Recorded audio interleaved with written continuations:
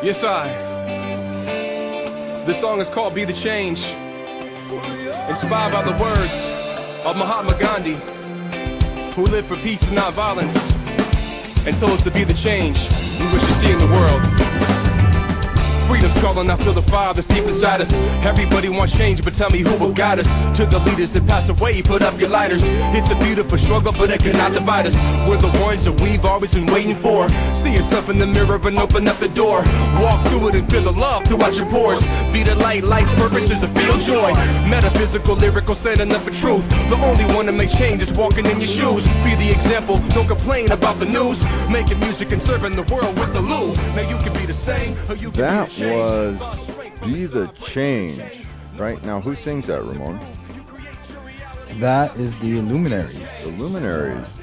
Yeah, you're listening to the 100th Monkey Radio with Tom and Ramon, and we are recording this on January 27th, 2014. Well, I guess it's the 27th and 28th, 2014. So, oh man, I just happen to be broadcasting myself out of Southern California, and we are kind of spread out around the world today. We got Southern Cal, Japan, and Australia tonight. So we've got a real special treat for you. Somebody we haven't had on the show for a while. But before we get into that, Ramon, you got anything you want to throw out there out of the news section or anything tonight? No, I don't have anything. Ladies and gentlemen, nothing happened in the world this week. Yeah. Now, on with the show. No, but I do want to say that, some of you, and thank you for those of you who said happy birthday, but this birthday was a special birthday because when I was in 6th grade, my 6th grade teacher told me I wouldn't make it to 18. So I just turned 38. That's 20 years past the teacher's mark. So 20th anniversary of his 18th birthday. I love it. Yeah. So it's a really nice, I guess beating the statistics or something like that. Oh, I think I told myself I'd never make it to 20, and then I told myself I wouldn't make it till 25, and I just kept bumping it up 5 years every time. I just knew I was riding myself hard and putting myself up wet, and it wasn't going to last. But here I am. I've got over half a century in me now, Ramon. Yeah. I'm 12 years from that. Just a young pup. Oh, so let's just cut to the chase and get right to our guest. Tonight we have a real special return guest with us. We've got somebody who has been a big part of my life and the way I've been able to look at things in this world from a little bit different perspective, and he's helped me to break down some of those barriers and to actually just tweak that vision a little bit and really open my mind quite a bit more. So we want to welcome George Kavassilas back to the show. George, welcome back, my man. Tom, Ramon, thank you very much. It really is fun to be back with you guys. And it's been, I think the last time we had you on was that 5D show we did back at the end of 2012, wasn't it? Yeah, it was. It was really that long ago? Wow. Yeah, it's been a while. I mean, it just seemed, but it doesn't really seem that long ago. No, not at all. Time is, we've talked about time quite a few times on the show, and we've talked about time quite a few times, and it is just kind of really gotten bizarre this last couple of years, the way time just like flits by. It's just like next thing I know. I mean, did 2013 really happen? You know, I mean, it's like yesterday was 2012. And everybody was all up in arms about the solstice and what was going to change, and the fear mongers were running around, and the children were screaming, and the women were crying, and it was just all. I mean, it was all that was one of the craziest years, especially in the quote unquote woo woo world. I mean, it was just a crazy year. And then 2013 went by, and it seemed like everybody just went inside and did an awful lot of work during 2013. Georgia, what about you? What have you been doing for the last year? Exactly the same. I've had a very internal year. I've been quiet because I really needed to traverse my inner landscape and really work on what needed to be addressed. I found a lot of ancient stuff coming up, and ancient, not only ancient relative to this world, but ancient relative to my journey through the cosmos, through the great arena, or the universal matrix, whatever terminology you wish to use for that. So for me, I've been really dealing with ancient templates and ancient agreements that have been coming to the surface. So I can really bring, or shall I say, allow aspects of myself to emerge that are the most genuine and authentic aspects of self that I'm currently experiencing. And there's much more to come, of course. It's still at the tip of the iceberg, I feel, but if there's words that I can use, they would have to be substantial. I feel more substantial than I did. I feel there's more substance of self present. So I feel like there's more of me, and that's what I've been talking about and encouraging people to do. So basically I'm in the process of walking my talk as much as I possibly can. And that involves allowing aspects of self to emerge from within me, aspects of self that I didn't feel at that time were in existence, going back a few years, Right. and aspects of self that I didn't realize I had access to. And when I talk about these aspects of self, they tie in with archetypes. So I'll give an example of what I mean. Lately, I've been working with my inner warrior. So I've been working with my warrior archetype. That has really emerged lately. Also, that ties in with the protector archetype, the guardian archetype, a nurturer archetype, the hero archetype. And these are all very, very important qualities that I feel that we must now be engaging. And when I talk about these as being archetypes, they're also real aspects of self that exist. And because we've been on this universal journey, that means there are at times when we've been the most incredible warriors. There are times when we've been the most incredible guardians. And there are times when we've been the most incredible protectors and nurturers and carers and wise sages. And so all these archetypes, all these aspects of self, which I somehow knew were kind of there and ideologically thought about them and maybe held them as intellectual concepts of dreams of maybe possibly one day having to have a taste of, and now really coming to the fore. They are emerging from within because they are me. So I feel that throughout our lives there's been stages when we looked at somebody do something and you go, oh, I can do that. And then you go to do it and you can't actually do it. Right. Nowhere near as good as that person did it.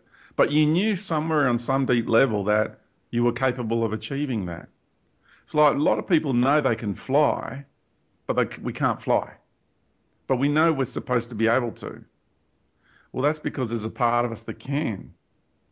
And that's just using an example.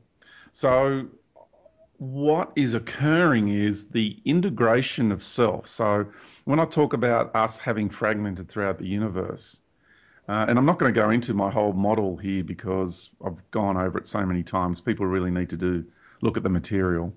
I'm just going to, this will be a continuation. So I'm going to assume that the listeners already know somewhat of what I speak. If you don't, then I recommend going to my website, ourjourneyhome.com.au, and having a look at the material, because that'll give you a good background of what I'm talking about.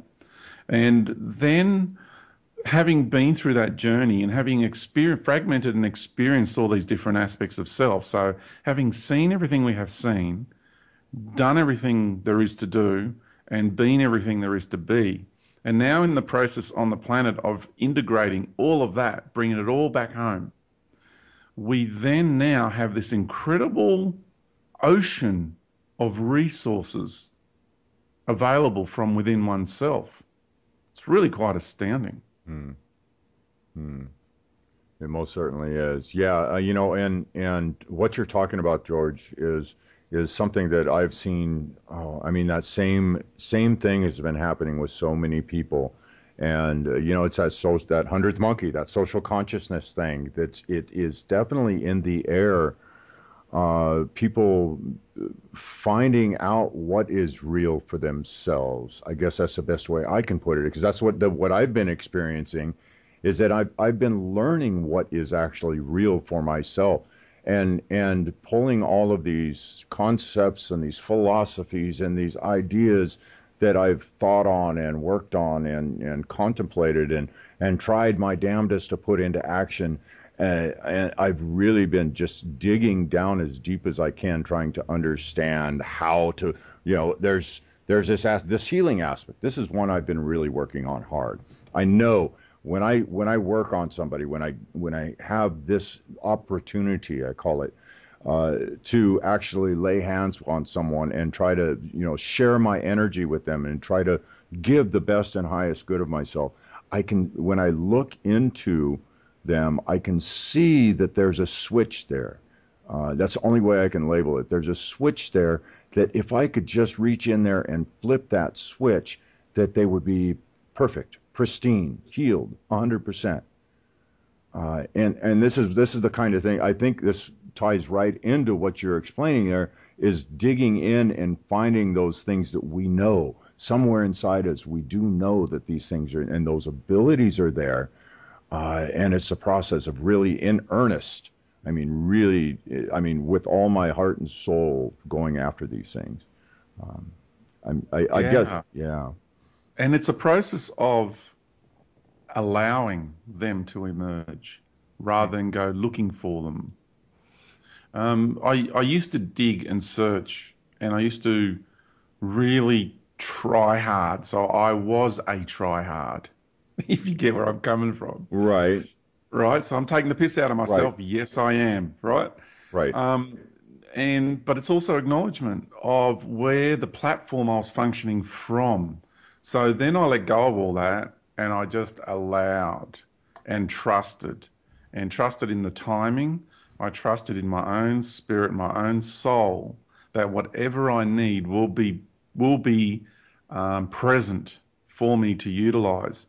And ever since I approached it differently and I adopted the latter method, I found that that's where the substance is emerging from now, from within, because I've let go a lot of the doctrines and the practices, the methods that are written of in making it happen. And I've just gone organically and said to myself, well, I'm going to fully recede, which is also, it has a double meaning in the both contexts of both words. And I'm going to allow myself to basically, Big George, if you want to put it that way, is going to run the show from now on. And little George just has to accept and integrate, basically. So I've been doing that. I've been really walking my talk, and it is paying off. Not that I'm some sort of superhuman right now. Yeah, I'm realistic and grounded about it. But there are qualities that are emerging. It's like what is beginning to happen in our day-to-day challenges. My approach to those challenges is completely different.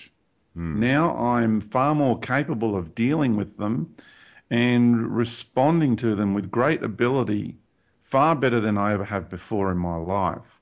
So as a result, there's a lot more boundary setting going on. There's a lot more peace in my life, a lot more stability, and a lot more direction in really knowing the direction my river of life is flowing. So where I have been, where I'm at now, and where it's headed.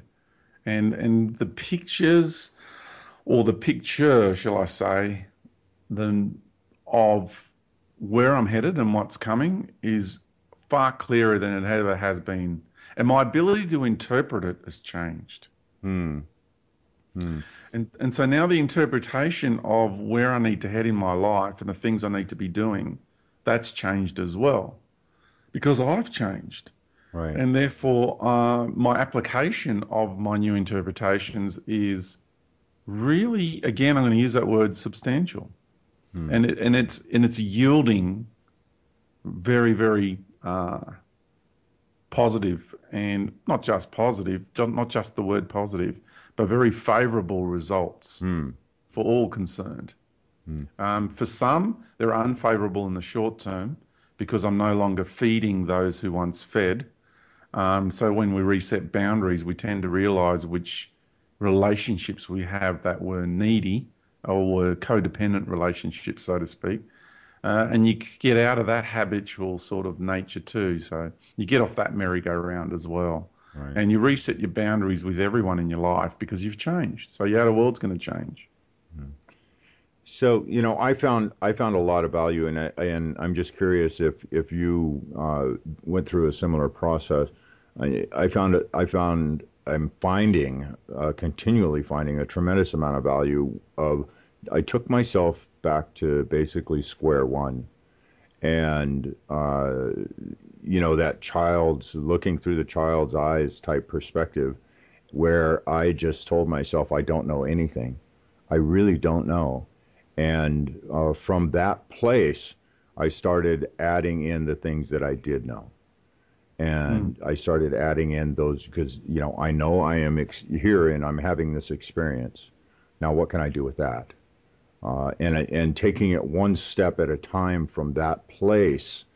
And when I came to something that there was any kind of a question on, any type of I'd seek these things out, you know, in meditation and deep thought, and really winnow out any insecurity about where I was and what I was feeling, to see whether or not it was valid for me, or if there was value there for me. And I've got a big old bag of things that I've put in this the big I don't know bag, you know, and the amount of things that I do have in the bag of I do know it grows day by day, but I don't know. It just seems like I had to take myself back to very square one. I don't know. Yeah. I totally agree with that method. I think it's wonderful because you're stripping away, in that process, you're also stripping away all your programs and belief systems too. Right.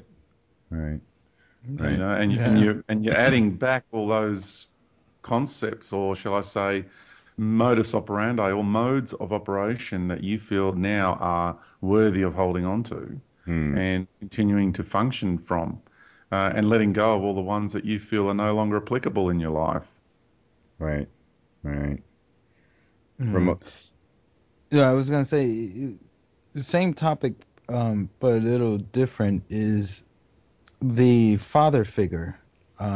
For many of us, we're battling within that with the father figure, where, you know, I think the father figure has been damaged. That male aspect of it has been damaged so much. For example, for a lot of people, it's been non-existent. And if it is existent, then it's, you know, coming from a very damaged area, an abusive father, for example, or a non-existent father. So I think that father figure within each every one of us, whether you're male or female, is completely damaged, and a lot of people are battling with that one. You know, like that's one that I see consistently.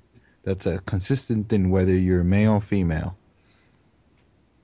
Yeah, that divine masculine um, energy within all of us, that's very much been distorted and damaged, like you said, Tom. Sorry, Ramon. And I feel Same bald guy. you're, Yeah, this is the bald guy show. So, anyways. all three of us, yeah. Uh, And I feel that you're right on it there. The divine masculine is something that's really, really important to be addressed within each and every one of us, both male and female. It's been damaged greatly. It's been much misunderstood, misrepresented, and maligned. And the divine masculine is an aspect that I have been working within me greatly. When I talked about the inner warrior, the protector, the guardian, blah, blah, blah, all the different archetypes, they are all aspects of the divine masculine. You know, very much so. Attributes and aspects of the divine masculine. So we need to revisit that within ourselves and rekindle our relationship with our own divine masculine within us. It's a symbiotic process. So if we approach it just from the father figure, the way we traditionally know the father figure and the archetypal roles of the father figure, how we know them today, we're kind of not going to quite get there. We need to go beyond the traditional father figure and go back into the more deeper understanding of the divine masculine and the roles that it plays. We all have this capacity within us to play that role, man and woman. I mean, you see single mums adopting the role of protector and provider and and all these other roles that are attributes of the divine masculine. I've seen that in many occasions, and you also see the men who become single dads who adopt many attributes of the divine feminine, of the nurturing and the caring, and and all this sort of and the healing and the intimacy, intimate love. It's quite amazing how we change and adopt all these different characteristics, but we all have them within us. They're all accessible. mhm. You don't have to go do a course to actually find them. All we really need to do is to understand that they are already there within us and allow ourselves to actually consciously reintegrate with them and allow them to bring them forth and allow them to emerge. And when they do these two qualities, we then are beginning to merging with the personality and the characters of the sun and the earth.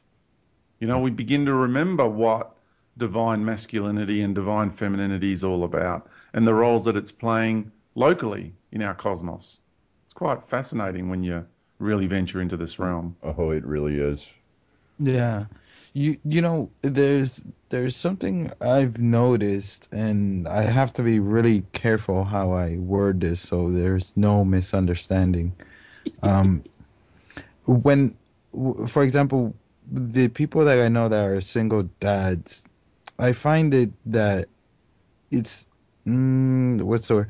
It's easier for them to adopt that feminine quality, I guess, because even though it's been distorted, it's more natural than the divine masculine, because I think that's been even way more distorted. But when I see the other way around, and I'm not saying that the single women who are raising a child don't do a good job, because they do an amazing job. And by the way, I was raised by a single woman. They do an amazing job, but within the child, you still see that the missing part of the dad. Right. And you see that over and over again. And so many of us were raised like that. So I think because it's been distorted so much, it's so hard for a woman to know what is that male aspect. Because it's more than just providing, and it's more than, because if someone messes with her child, that, if she gets very aggressive. But that's just normal within any female, any species. Yeah, I guess when I talk about being the protector and the guardian and all that sort of stuff, it functions on all levels, more than just the physical. You know, it gets into the emotional, it gets also into the mental, the spiritual. It actually has its functionality on all these different levels and expresses itself in many different forms. Um, so when we're being the guardian, for example, the guardian is, yes, it's part warrior, it's part protector, but it's also part nurturer, because the guardian is not somebody who, you know, wants to get out there and play the role of the warrior, even though there may be times when it needs to call upon that type of energy when necessary. So there's like different attributes with all these different archetypes. When you look into them deeper, you begin to realize that the face value of what we know about these archetypes has been just that, the face value. But when we start to experience these qualities on a much deeper level and we apply them into our lives, and the way I'll apply them will be slightly different to the way you apply them, because I've got different set of circumstances in my life and I've had different sets of experiences. So it really is quite varied in the way these archetypes are applied. And, you know, for me also, there's a subject I would really love to cover today. And I want to talk about the pursuit of consciousness. Mm. Mm. Well, I think this. Oh, you know, this is right up my alley too, George. Believe it or not. And along with all the work that I've been doing here this year is being extremely conscious about my presence and my expression in the world, and refining that, refining what I project. You know, because I've come to realize that all these things that everybody's been saying throughout all the ages, you know, what you put out comes back, and it for some reason this last year, all this seeking that I've done, all this work that I've done inside, it's boiled down to just that. It's you know, what I put out into the world, and it all has to do with how conscious I am in my body. So go ahead, George. Flesh this out. Your pursuit of consciousness. Yeah, because I guess we need to ask the question, what is consciousness? Hmm. What is the stuff that consciousness is made out of? Where does it reside? Where does it come from? Is consciousness all there is? Do we exist beyond consciousness? You know, these are very important questions to be asking oneself. Because when I look around and I look at what I have been experiencing lately and things I've been talking about, and then I look also about all the New Age luminaries, what they're discussing, the ideas, the concepts that are being propagated out there, there seems to be this massive push that it's all about consciousness and it's all about attaining a higher level of consciousness. I find that absolutely fascinating, this subject right now. And, you know, I've had some really good private discussions with a friend of mine, and we've been bouncing ideas off each other. And, you know, this guy is a really, really wise person, very wise person. And I've been talking about consciousness, but in another context. I've come to realize what consciousness is, see? And I'm able to distinguish the difference between my consciousness and my soul. Right? Oh, there's a distinction between the two. Absolutely. Absolutely there is. Whereas before I was caught in the fog of the propaganda and I couldn't distinguish between the two. I was languaging my expression because I was beginning to, and I was calling it something else. You see, here I live on the earth, and here we have imposed upon the natural order of things what we call the matrix. So we have the earthly matrix. And my personality of George, that was the aspect of me fully engaged in that matrix, and partly still is. George is still here, but just not, it's not all George. Now it's George is part of the show here. George has had to surrender to the greater being, becoming more present in this body. Then what I came to realize was that my mind of George, and the mind, you got the brain, and then you got the software of that brain, which is the mind. The mind is the software of the biological computer we call the brain. And my personality of George, in other words, my ego, my identity, in that respect, resides in the mind. That's the environment that is facilitating the existence of my ego. And what I came to also understand is when I reconnected with my greater spirit essence that permeates throughout the great arena and started reconnecting through different incarnational aspects of my beingness, I also came to realize that I have a much greater mind. I actually have an aspect of me which is a much higher and far more powerful mind.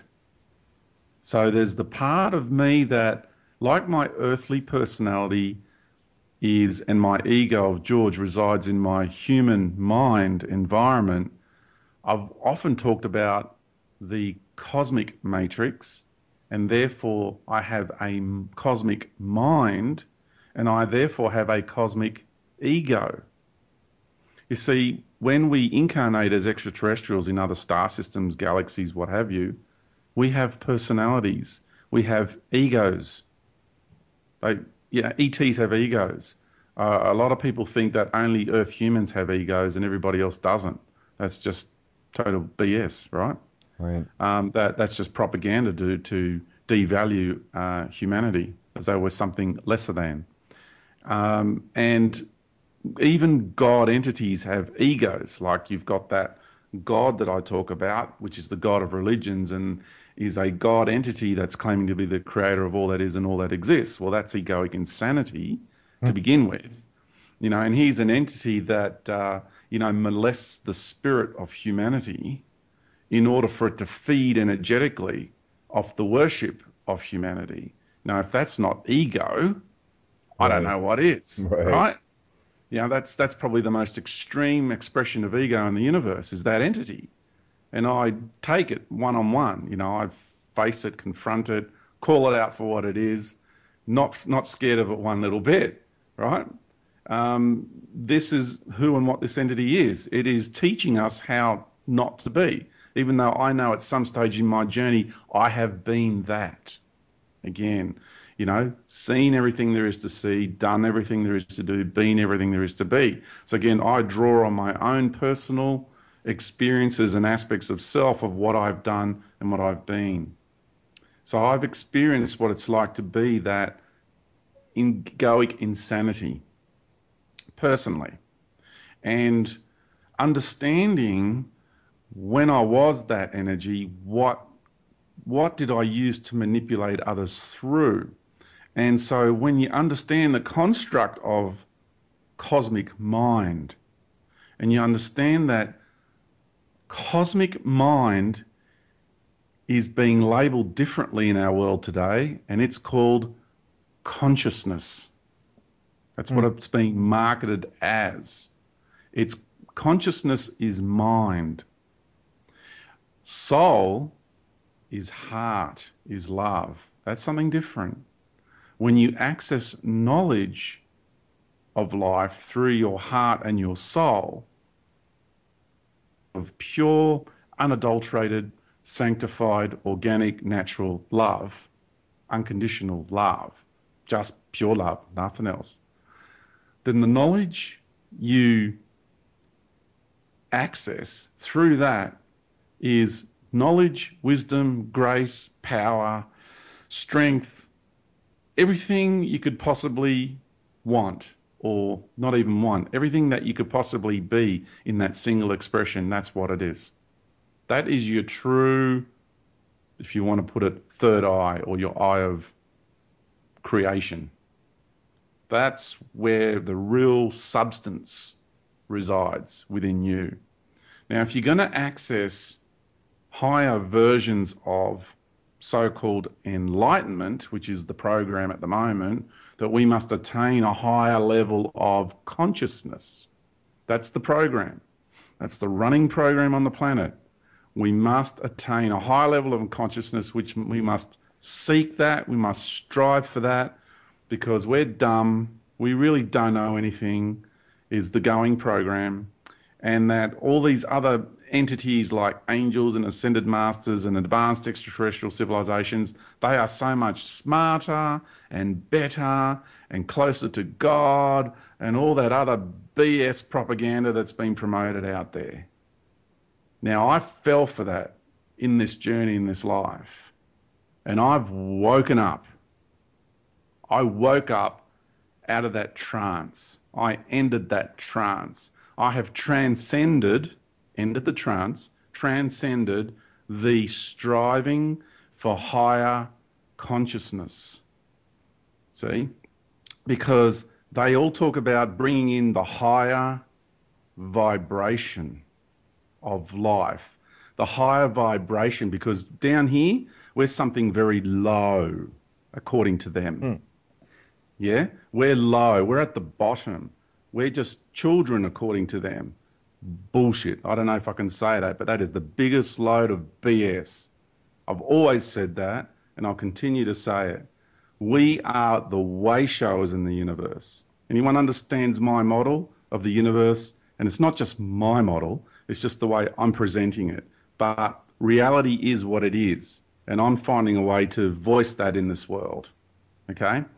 Now, when we have engaged on this road to compression, entering this galaxy, entering this solar system, onto the planet, into these bodies, which are all steps of fractals, one fractal after another, and here we're in the final arena, the internal arena, where we bring it all home.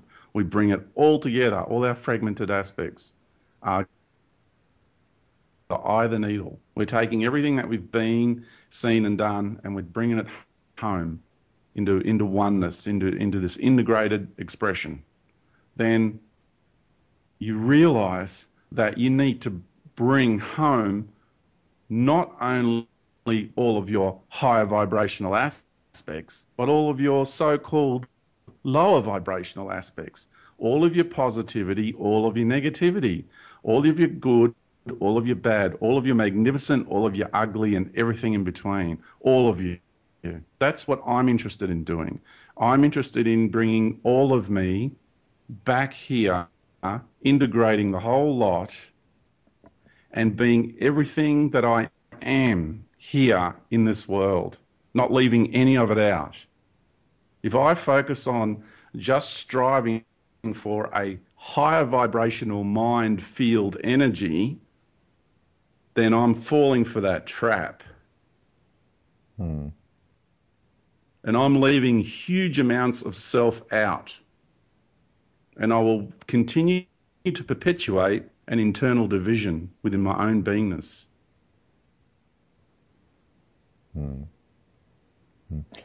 I'd like to go back to the ego. When you at the beginning here, you talked about ego and those distinctions between consciousness, soul, ego. And while you were talking about that, I had a picture in my mind of the story out of the Bible of the fallen angels. Well, actually, it's not. That story isn't really in the Bible, so really, but it's one of the BS stories that are out there. But when you were talking about that, I was thinking about the way the ego works here and the personality works here. And the big question about whether or not that personality or that ego transcends death. and continues on as an aspect or attachment of the soul, so to say, and whether or not it reincarnates or if that personality is just absorbed back into some higher form. I'm curious of your views there. Yeah, I will say pretty much all of the above, and also the imprint of the personality remains in the field, in the life membrane field of that reality. So let's say when you have a life here, the life that you had and all your expressions, all your activities remain imprinted in the fabric of this reality with the consciousness of the planet, the consciousness of all the natural kingdoms, the mineral kingdoms, the tree kingdoms, all the different kingdoms that have blended together, that have overlapped, integrated to create this environment to have an incarnational experience on the earth. So all the interactions you had with all of those kingdoms is also imprinted in all of those kingdoms. That remains, that will always be. So, you know, it will always be in the sense of as long as those kingdoms are here on this planet, but it will always be because this reality will always be accessible from here to eternity, even though it will cease to exist in the terms of linear time. In the reality of the much greater levels of soul awareness and even levels of consciousness, you can access different levels. You can access different areas of realities at any given moment. So because past, present and future are a function of linear time, and because everything is happening really all at the same time from the high level of the soul, then you can access, you know, something that may have lived and then passed on in this world, for example. It's still there, it's just back in time. Right.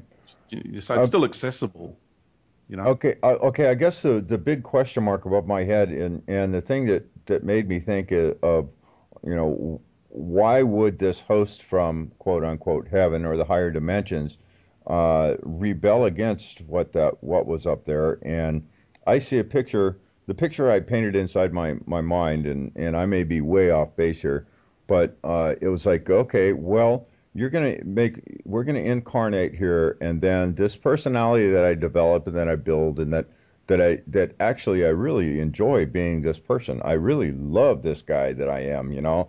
Why would I want to give all this up to die and go on to someplace else? So I'm going to say, screw you. I'm not giving it up. I'll rebel. Yeah, I don't know if I'm anything anywhere near the mark of where that mythology comes from, but and I don't know why that popped into my head. Maybe it sparked a good conversation or something. I don't know. But Well, do you understand what I'm saying there? They're not wanting to give up that ego, not wanting to give up that personality because you like it. Yeah, but it's also a part of you. It'll always be a part of you. Every experience you've had in the universe is a part of your being. Every experience we have, there's lessons that were learned. There's wisdom to be gained. That wisdom is a charge of energy that goes back up to the soul. That's the food that nourishes the soul, and the soul grows from every experience that we have. Mm. And therefore, it's all valid. There's no such thing as wasted time. We are learning from others. Others are learning from us. We're co-creating throughout our journey through the universe. You and I and Ramon are co-creating this experience right now. We co-created other realities. We've been stars, we've been planets, we've been galaxies, we've been leaders of empires, we've been slaves, we've been, and everything in between. It's quite amazing to look back through one's universal journey, which I'm doing and continue to do, and realize the incredible magnitude of the journey that we've had. And that's what the apocalypse is all about. It's the revealing. It's the revealing of reality from the good spirit, apokalypsi in Greek, and what it means is from the good spirit. That's what it means. It's the word is being distorted and misused for other nefarious purposes, for propaganda. But the true meaning of the word just simply means the revealing of the truth, or the revealing of the way things are in life from the good spirit. And that includes your spirit and your soul. Psiche actually means soul. It means more than spirit, it means soul. And it's been denigrated down to just psyche, which is a function of the mind. So, it's a misuse of the word. So understanding the magnitude of what these words truly mean, then you can, let go of falling victim to the way other people are misusing these words. When someone says, "Oh, it's apocalyptic times," and you put such a negative connotation on the word.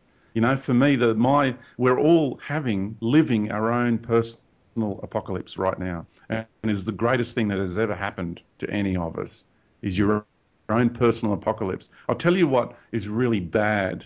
What views an apocalypse in a negative way? Ego, control freaks, those who want to subjugate, those who want to apprehend, those who seek custodianship under the guise of love. Oh, that's a ripper, that one. That's what we're experiencing in the world big time in the near future.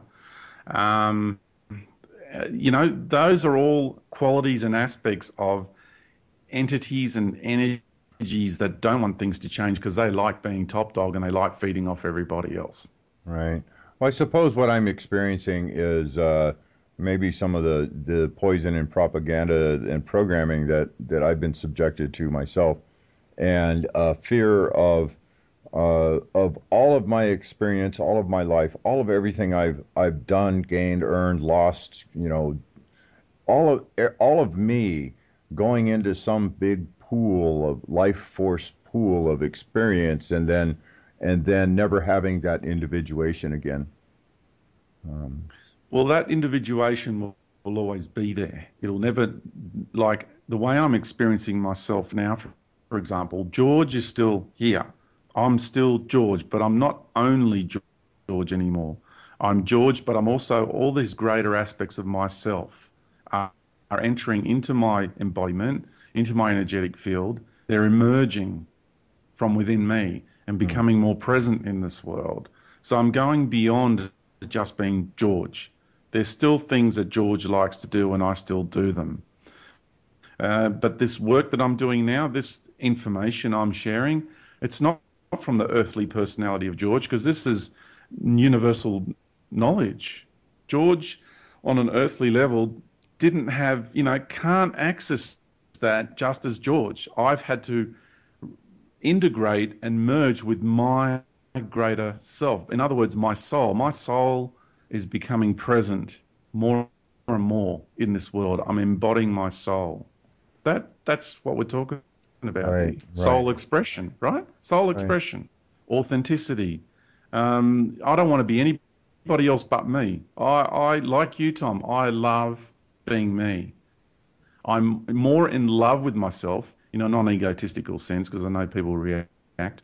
I'm more in love with myself now than I ever have been in my life. And, and it shows because I'm eating differently. I'm respecting myself differently. I'm not abusing myself with my thoughts like I used to. No, you're a dickhead, you're a loser. And, those things get programmed into us, don't they? And all these sorts of ways of functioning. My modus operandi has completely changed now. Now it's all about being fully present, being respectful towards me, which then has a flow-on effect to others. It then means being fully present and loving towards myself, which has obviously a flow-on effect to others, because before the type of love I was expressing was on a far more shallow level. Now it's going on much deeper levels where I can be far more unconditional in my approach with the energy of love. It's really quite amazing, the transformation that also, of course, you end up accessing incredible knowledge because you've been in those domains, you've lived those experiences. So if you want to understand what it means to be a star, then you can actually go back and reconnect with the aspect of self that is a star. Then you can remember what it's like to be a star. Then you can talk about what it's like being a star, because you know what it's like to be a star. Fascinating. Fascinating. Yeah. No, I'm starting to get a glimmer of what you're talking about here. The I'm curious is I know you had quite an experience when you first started out on this trek of voyaging up through the dimensions and different higher planes of existence, et cetera, or different planes of existence. I'm curious, George, is all of that experience that you had then, what you saw, tasted, smelled, experienced through that, starting to make more sense now for you? Far more sense because now the way I can interpret that energy, the energy of it, and the wisdom of it, I can now find a better way to verbalize it than I ever have because before the way I was decoding it too. So much of it is the same, but there's elements that needed adjustment Right. because it was more, the interpretation and the expression was more ego personality of George driven rather than, and trauma, post-trauma from all my abductions and experiences. We really must be realistic and take into the equation just how much trauma I've experienced in this life with all my tortures and all my abductions, right? There's far more than the average person, I can assure you that. So there was pain that was acting as a filter as well. So yeah, I would say that today my expression and my interpretations are far more substantial and far more, I would say, valid Hmm. in accuracy than ever before. Have I got it perfectly right now? Of course not. I'm still a work in progress, but I reckon I'm pretty close to the mark. Hmm. Hmm. Definitely getting there. Ramon, I hear you out there. What do you got, bud? Well, with excuse me, with all the different things that we're constantly bombarded with, the going into the deeper self is always an amazing idea. The problem is that the majority of us don't even have a clue which direction, to go. It's like it's always recommended sit down and meditate, but I always feel it's a little more than just that. Even for those of us who do the out of body experience, even then, it's still a little more than that. I So feel it's a lot more basically, than that. yeah, basically, it's everything you're saying sounds amazing, but unless we experience it, has no meaning to us. So, what would be the first step to do go through our own soul journey and find the other aspects of ourselves? Yeah. So the first thing I recommend anybody do is to sit there and contemplate themselves. I'm here in this world. So it's a really simple process, okay? Nothing complicated. Simple contemplation. Okay, I'm here in this world, on this earth, and I've come to this planet because I wanted to. Now, the question to ask yourself is this planet, because people go, oh, I was ordered to come here. Well, that's just victimhood, right? Straight Right, up. I'm right. going to call it for what it is, right? I'm going to tell you now, it's not original sin, it's original intent. Own it, right? Start standing up, right? And get out of that program of victimhood that you're a lowly sinner and you've fallen and it's, and the devil made you do it and all that BS that's going around. What a lot of baloney. That's all disempowering. That's all subservience and disempowerment. What you got to do is you got to own it and you got to realize that everything that you experience in this universe, everything is a co-creation. So you created it along with others, but you created it. So you got to own it. Now, you got to realize too that this planet is a living conscious being and has a soul. So did you come here without asking? Are you imposing yourself onto the planetary body of this great woman we call Mother Earth? That's a very important question because what it shows is that if you know you're not that type of being that just will impose oneself onto another, then you'll realize that you have agreement on a soul level. Because again, it's co-creation. Everything's co-created. So the life you're having here is a co-creation with you and Mother Earth. Yes, it's a co-creation with others, such as me. So you're listening to this conversation. We are co-creating this moment together. I own it, you own it, we all own it. No victims here at all. Role playing for one another? Absolutely.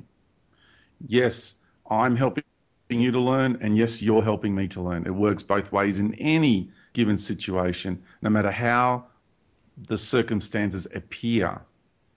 Don't worry about appearances. It goes much deeper than appearances. So what we have in that situation when you're contemplating your existence here, again, I'll bring it back to simplicity. I chose to come here.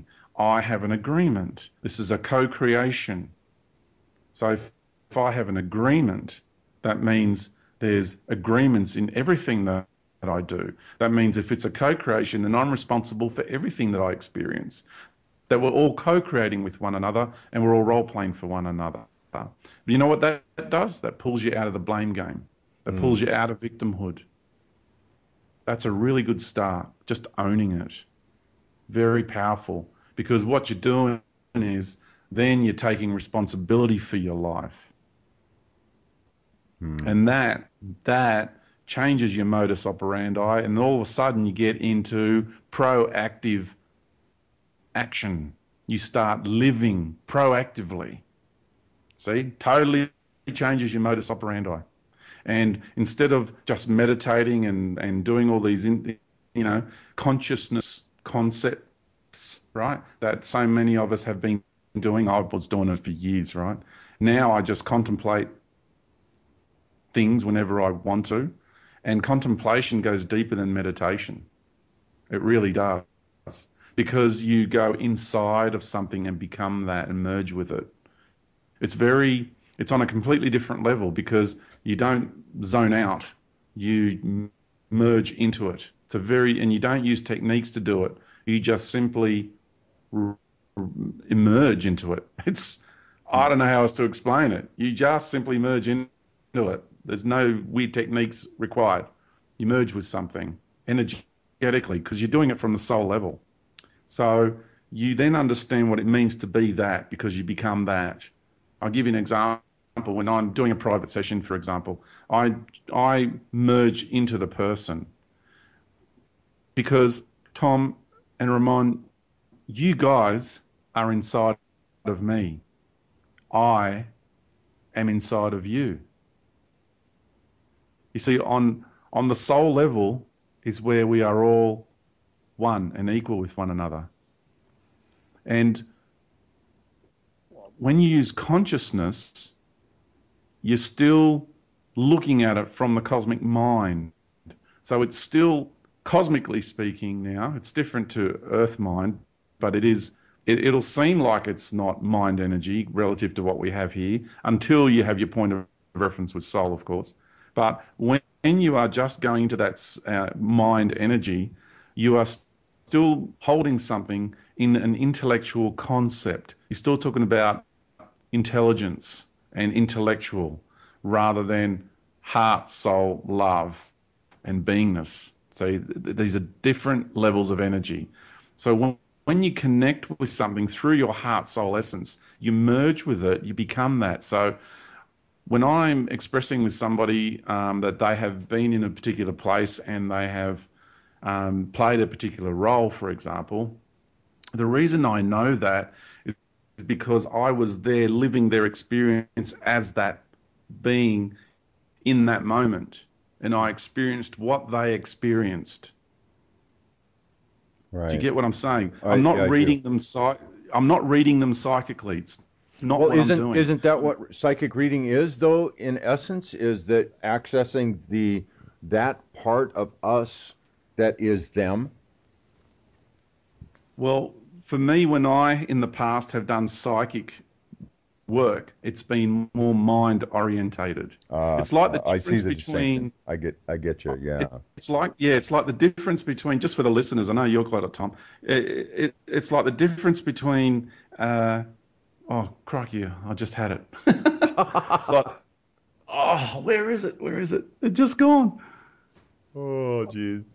I guess the other listeners out there that had the same question got it too. Oh, George. Oh, I can't believe it went. I had the perfect analogy. Okay. Oh, Well, tell you what. This actually is a great segue into our break, since we've already burned up that first hour, if you believe it or not. Wow. Oh, yes, really. Believe it or not. Yeah. We did start this out with saying time was a fickle thing. So, wow, George. You definitely have been busy this year. So, man, we are going to continue on this absolutely fascinating conversation. George's website, George, it is still our journey home .au, correct?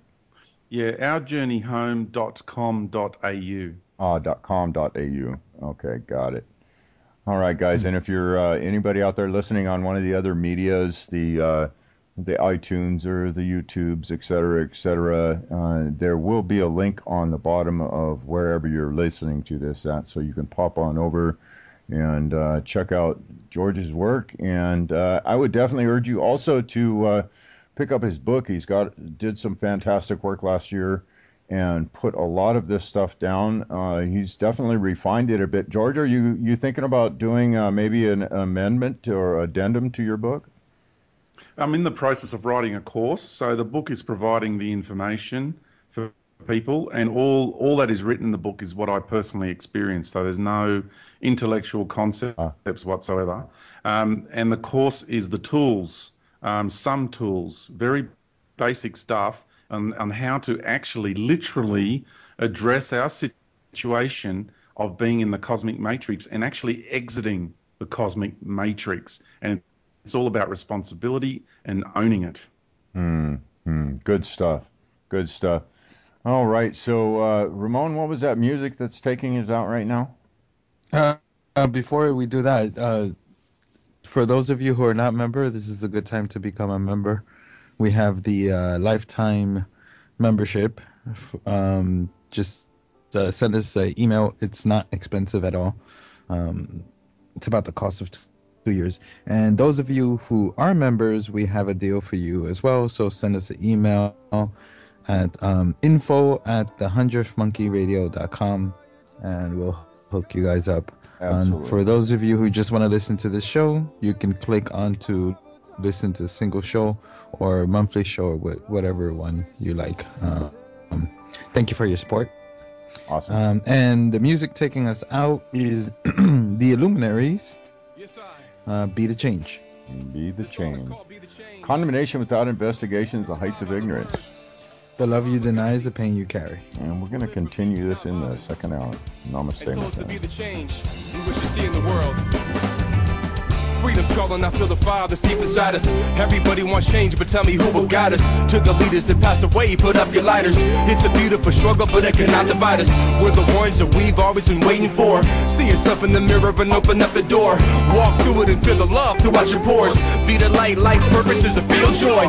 Metaphysical, lyrical, standing up for truth. The only one that makes change is walking in your shoes. Be the example, don't complain about the news. Making music and serving the world with the loo. Now you can be the same, or you can be the change.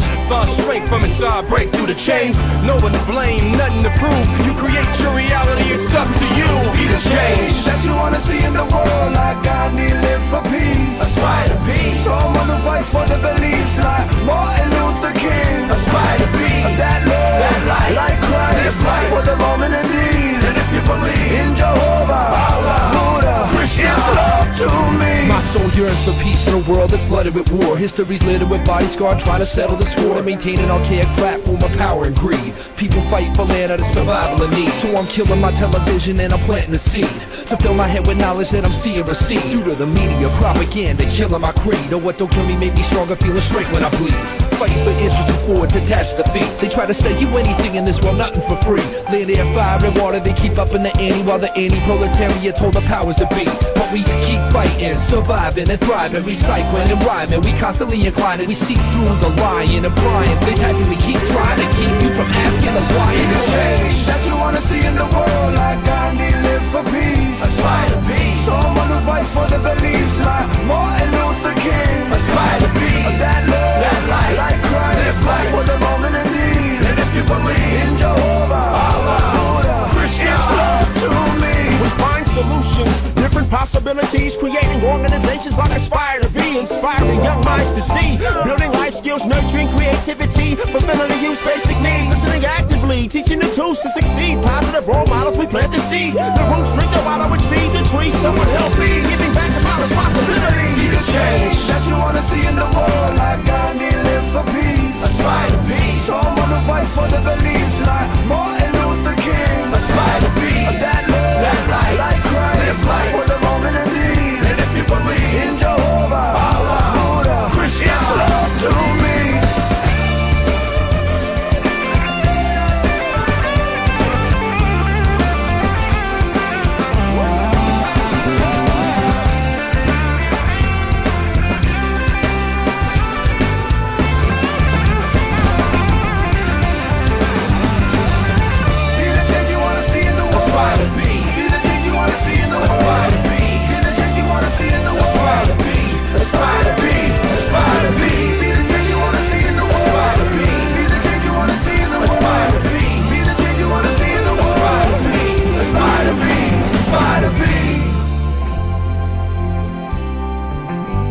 Aspire.